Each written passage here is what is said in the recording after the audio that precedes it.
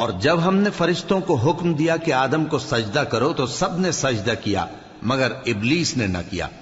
وہ جنات میں سے تھا تو اپنے پروردگار کے حکم سے باہر ہو گیا۔ کیا تم اس کو اور اس کی اولاد کو میرے سوا دوست بناتے ہو، حالانکہ وہ تمہارے دشمن ہیں،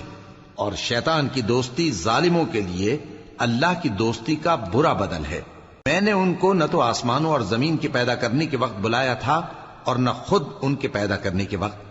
اور میں ایسا نہ تھا کہ گمراہ کرنے والوں کو مددگار بناتا۔ اور جس دن اللہ فرمائے گا کہ اب میرے شریکوں کو جن کی نسبت تم معبود ہونے کا گمان رکھتے تھے بلاؤ،